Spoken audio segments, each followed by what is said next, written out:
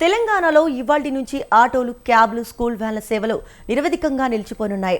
ప్రభుత్వం తమ డిమాండ్లను పట్టించుకోవడం లేదని, ఇచ్చిన హామీలను అమలు చేయడం లేదని ఆరోపిస్తూ ఆటో యాప్ ఆధారిత సంఘాల జాయింట్ యాక్షన్ కమిటీ ఈ బంద్కు పిలుపునిచ్చింది. దీంతో తెలంగాణ వ్యాప్తంగా రోజువారీ ప్రయాణాలకు తీవ్ర అంతరాయం కలిగే అవకాశం ఉంది. కాంగ్రెస్ ప్రభుత్వం ఎన్నికల మేనిఫెస్టోలో ఇచ్చిన హామీలను నెరవేర్చడంలో విఫలమైందని జేఏసీ నాయకులు ఆరోపించారు. ప్రధానంగా ఆటో, ప్రైవేట్ రవాణా కార్మికుల కోసం సంక్షేమ బోర్డు ఏర్పాటుది. ఏడాదికి 12,000 ఆర్థిక సాయం అందిస్తామన్న హామీ ఇప్పటికీ అమలు కాలేదని వారు గుర్తు చేశారు. గత ప్రభుత్వం ప్రవేశపెట్టిన 5 లక్షల ప్రమాద బీమా పథకాన్ని కొనసాగించాలని, పెరిగిన పెట్రోల్, డీజిల్ ధరలకు అనుగుణంగా మీటర్ ఛార్జీలను సవరించాలని డిమాండ్ చేశారు. అక్రమంగా నడుస్తున్న బైక్ ట్యాక్సీ సేవలను తక్షణమే నిషేధించి ప్రభుత్వమే సొంతంగా ఒక యాప్ని తీసుకురావాలని కోరారు.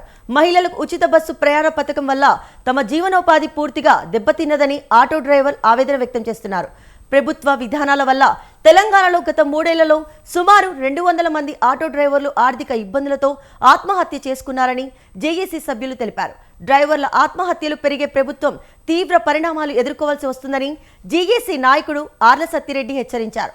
భారతీయ ప్రైవేట్ ట్రాన్స్పోర్ట్ మజ్దూర్ మహాసంఘ్ కూడా ఈ బంద్కు సంపూర్ణ మద్దతు ప్రకటించింది.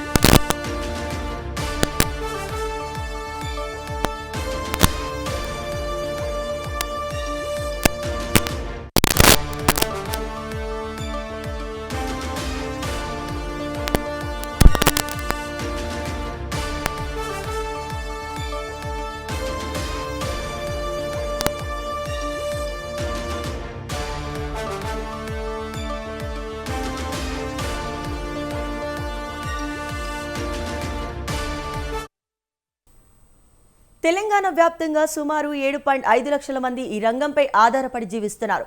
ఈ బంద్ కారణంగా సామాన్య ప్రయాణికులు, ఉద్యోగులు, పాఠశాలలకు వెళ్లే విద్యార్థులు తీవ్ర ఇబ్బందులు ఎదుర్కొనే అవకాశం ఉంది. ప్రభుత్వం వెంటనే స్పందించి చర్చలకు పిలవకపోతే సమ్మెను ఉద్భతం చేసి అసెంబ్లీ ప్రజాభవన్కు ముట్టడిస్తామని జేఏసీ నాయకులు హెచ్చరించారు.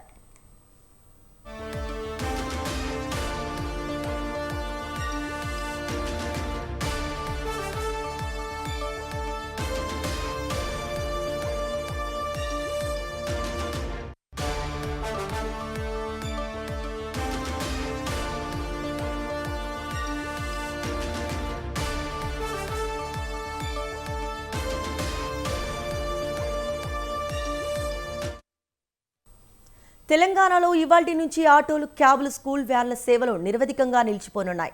ప్రభుత్వం తమ డిమాండ్లను పట్టించుకోవడం లేదని, ఇచ్చిన హామీలను అమలు చేయడం లేదని ఆరోపిస్తూ ఆటో యాప్ ఆధారిత సంఘాల జాయింట్ యాక్షన్ కమిటీ ఈ బంద్కు పిలుపునిచ్చింది.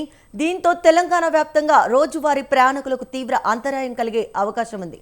కాంగ్రెస్ ప్రభుత్వం ఎన్నికల మేనిఫెస్టోలో ఇచ్చిన హామీలను నెరవేర్చడంలో విఫలమైందని జేఏసీ నాయకులు ఆరోపించారు. ప్రధానంగా ఆటో, ప్రైవేట్ రవాణా కార్మికుల కోసం సంక్షేమ బోర్డు ఏర్పాటు, ఏడాదికి 12,000 ఆర్థిక సాయం అందిస్తామన్న హామీ ఇప్పటికీ అమలు కాలేదని వారు గుర్తు చేశారు.